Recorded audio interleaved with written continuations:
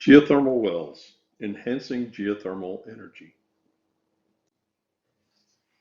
Hello, my name is Michael Chambers and I am the president of Geothermal Wells, LLC. I'm a degreed petroleum engineer with over 45 years of oil and gas experience around the world. I've been involved with the drilling and completing of over 1,000 horizontal wells. I was a former vice president of Exco Resources, where I was responsible for implementing shale development, including at one time we had over 20 drilling rigs, 4 dedicated frac fleets, and we're spending over $2 billion per year. I've been in the industry a long time and have a network of the industry's best drilling and completion staff around the world.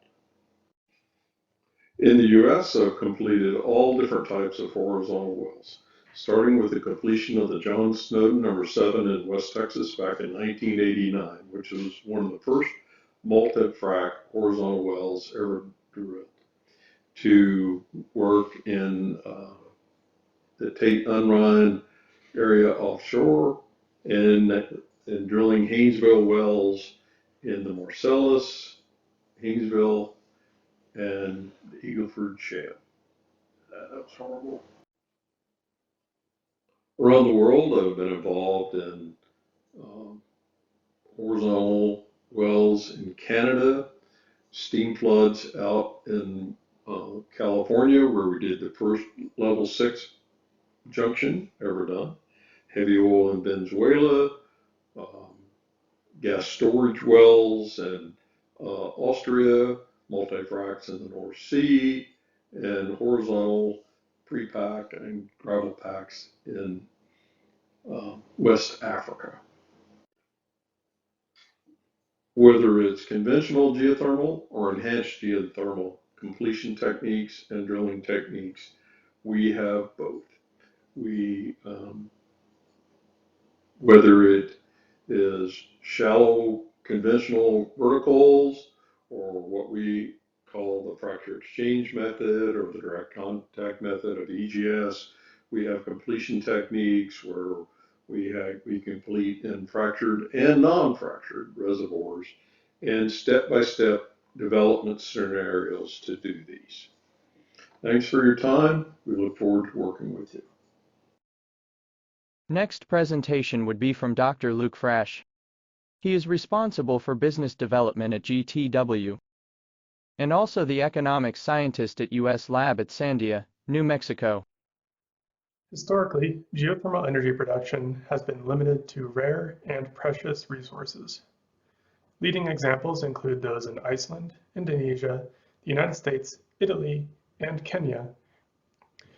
These same resources are often protected for their cultural and recreational value, which limits further expansion.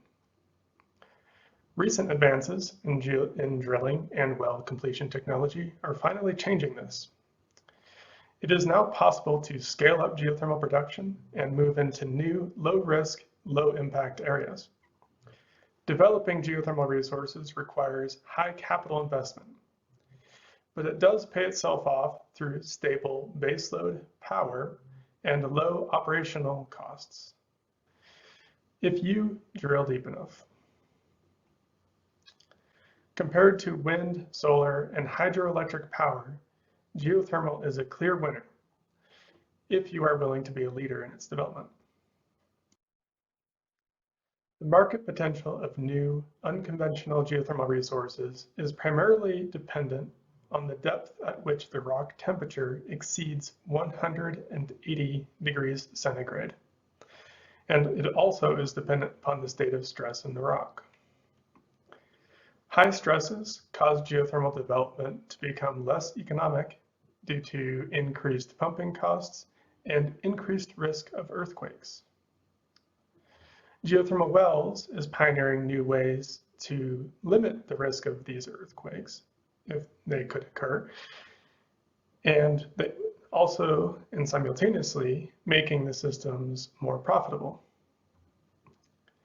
Here, you can see our assessment of geothermal resources in Taiwan that combine thermal resource potential with stress conditions in the earth to estimate where modern geothermal development methods can be employed. Unlike conventional geothermal systems, our approach does not require or affect rare natural geothermal features such as hot springs, so they would not be at risk. The only things that we require are the same supply chains and skills that are used every day by the oil and gas industry. But now we'll be deploying them for clean energy instead. Another thing that makes geothermal different from oil and gas is how hot water cannot be stored or shipped to its users elsewhere. So its benefits remain local, including the use of its excess heat for other processes and benefits. For example, the waste heat could be used for outdoor heating of swimming pools in the wintertime for free, essentially. We are excited to see where this new technology and the frontier in new energy will lead, and to see the benefits it will bring to those who choose to use it.